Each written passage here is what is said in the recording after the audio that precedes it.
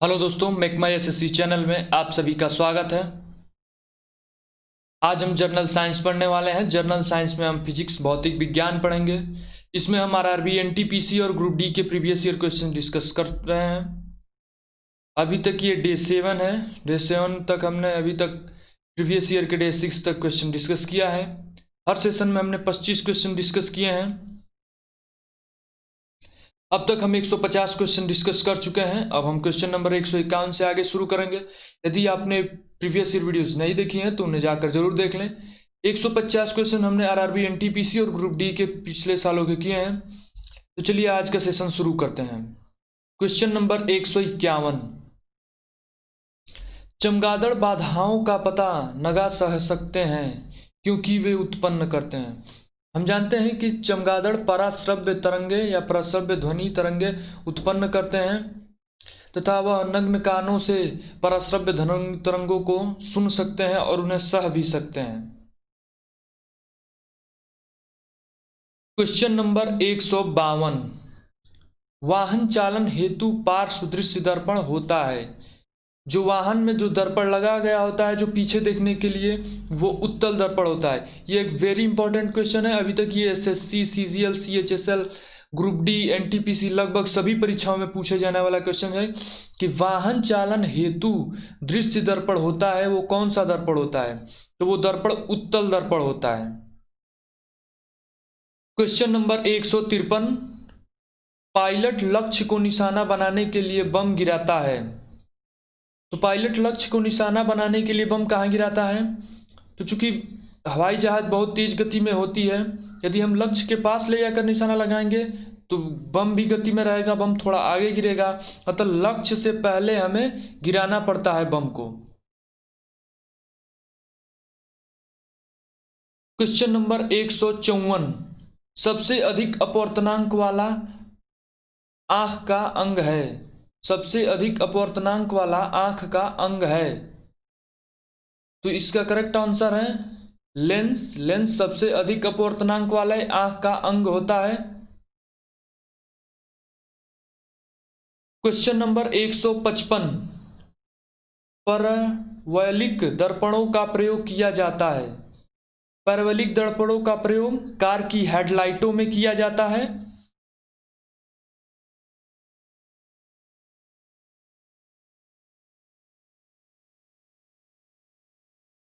Question number 156, प्रकाश किरण पुंज को अत्यंत दिशिक हो कहलाती है। जो प्रकाश पुंज एकदम अत्यंत दिशिक होती है, अर्थात एक ही दिशा में गति करती है, उस प्रकाश पुंज को हम लेजर कहते हैं। यह अगर जो एक स्थान पर इसे लगाया जाए तो बहुत अधिक मात्रा में ऊष्मा उत्पन्न करती है, जिससे पदार्थों को, कठोर पदार्थों को काटने के लिए काम में लिया जाता है। क्वेश्चन नंबर 157, लाल रंग को आपात या खतरा सिग्नल के रूप में प्रयोग किया जाता है क्योंकि इसका जो तरंग दैर्घ्य होता है वो सबसे उच्च होता है, सबसे लंबा होता है। इस क्वेश्चन को इस प्रकार भी पिछले बार एसएससी सीजीएल में पूछा गया था कि लाल रंग का प्रकाश तरंग दैर्घ्य सबसे उच्च होता है, इसीलिए इसे सिग्नल के कार्यों में लिया जाता है। क्वेश्चन नंबर 158, लेंस किससे बनता है? लेंस का निर्माण किससे होता है? तो लेंस हम दरार से बनाते हैं, जिसे हम अपर्चर भी कहते हैं, दरार या अपर्चर। क्वेश्चन नंबर 159, द्रव चलित ब्रेकें सिद्धांत किस काम पर कार्य करती हैं? यह एक वेरी इंपॉर्टेंट क्वेश्चन है। बहुत बार पूछा गया है कि ये जो द्रव चलित ब्रेकें हैं वो किस सिद्धांत पर कार्य करती हैं। तो द्रव चलित ब्रेक है वो पास्कल के नियम पर कार्य करती है। द्रव चलित ब्रेक पास्कल के नियम पर कार्य करती है। क्वेश्चन नंबर 160, एक साधारण सूक्ष्मदर्शी में प्रतिबिंब होता है। एक साधारण सूक्ष्मदर्शी में प्रतिबिंब आभासी, आवर्धित तथा उश्वर शीर्षी प्रतिबिंब बनता है।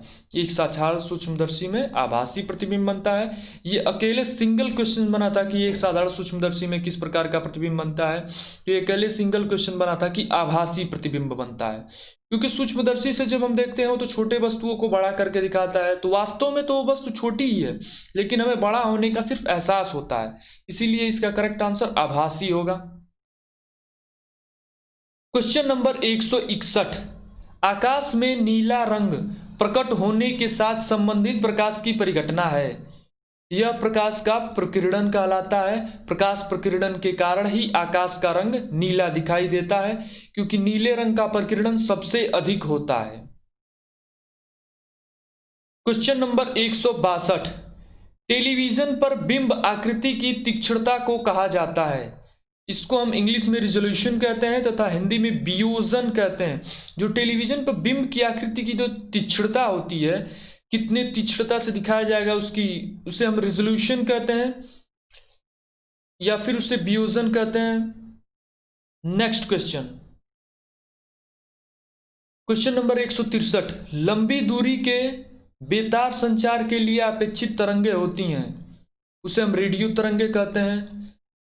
छोटी दूरी के लिए जैसे हम तरंगों को भेजने के लिए, विद्युत को भेजने के लिए हम तार का उपयोग कर सकते हैं, या फिर किसी तरंग को, सूचना को भेजने के लिए हम तार का उपयोग कर सकते हैं। लेकिन मान लीजिए अगर जो मोबाइल का एक दूर जगह से दूसरे जगह भेजना है, तो उसमें जो तरंगे उपयोग में आती हैं वो रेडियो तरंगे उपयोग में आती हैं।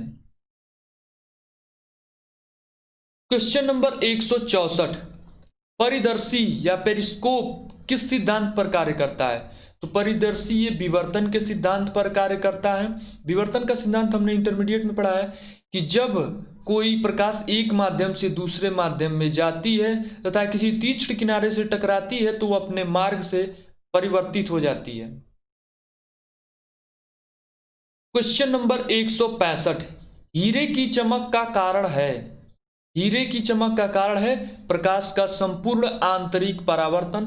प्रकाश हीरे की आंतरिक सतहों से संपूर्ण परावर्तित हो जाता है तथा वह प्रकाश कई सतहों से निकलता है, अतः हीरे की चमक का सबसे महत्वपूर्ण कारण होता है प्रकाश का संपूर्ण आंतरिक परावर्तन। क्वेश्चन नंबर 166, सूर्य के प्रकाश में गुलाल दिखाई देता है, लाल दिखाई देता है, हरे प्रकाश में वह गुलाब कैसा होगा। तो हरे प्रकाश में वह काला दिखाई देगा।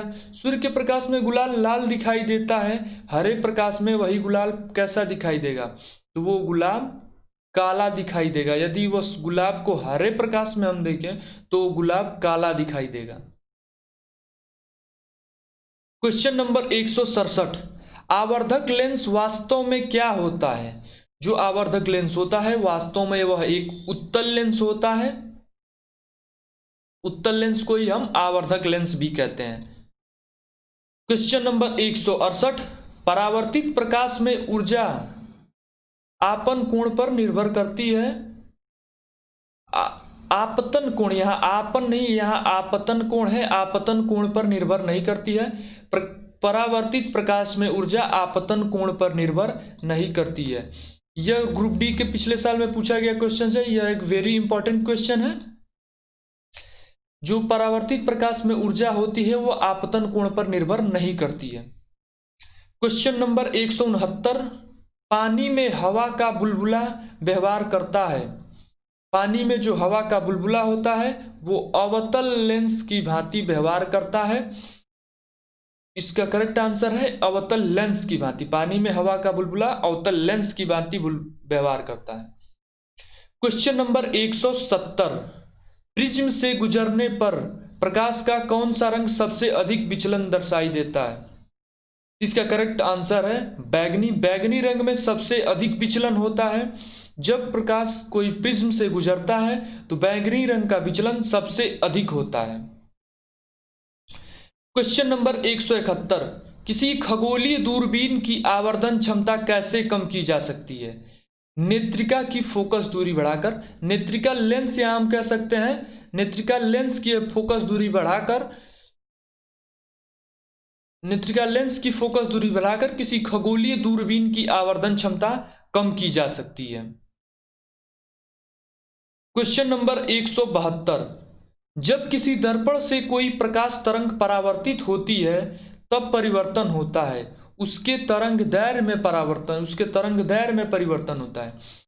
यदि किसी दर्पण से कोई प्रकाश तरंग परावर्तित हो जाती है तब उसके तरंग दैर्घ्य में परिवर्तन दिखाई देता है। क्वेश्चन नंबर 173, सुदूर फोटो चित्रण में प्रकाश की कौन सा किरणें प्रयोग में आती हैं? तो इसका करेक्ट आंसर है इंफ्रारेड किरणें। क्वेश्चन नंबर 174, वाहनों के अग्रदीपों हेडलाइटों में किस प्रकार के दर्पण का इस्तेमाल होता है? तो हेडलाइटों में हम अवतल दर्पण का इस्तेमाल करते हैं। अवतल दर्पण का इस्तेमाल करने से हमें प्रकाश अत्यधिक साफ एवं स्वच्छ दिखाई देता है। अतः वाहनों के अग्रदीपों या हेडलाइटों में अवतल दर्पण का प्रयोग किया जाता है, जिससे प्रकाश अत्यधिक से अत्यधिक फैलाव करे।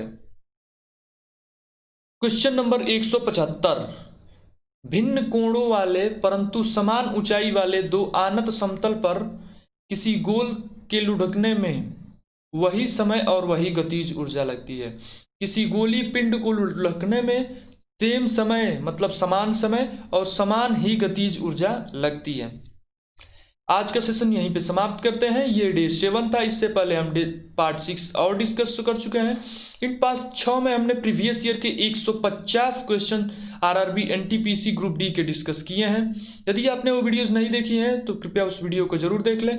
ये वीडियो आपको पसंद आई हो तो इस वीडियो को लाइक करें और हमारे चैनल को सब्सक्राइब करें ताकि आने वाली वीडियोस की नोटिफिकेशन आपको मिलती रहे। धन्यवाद।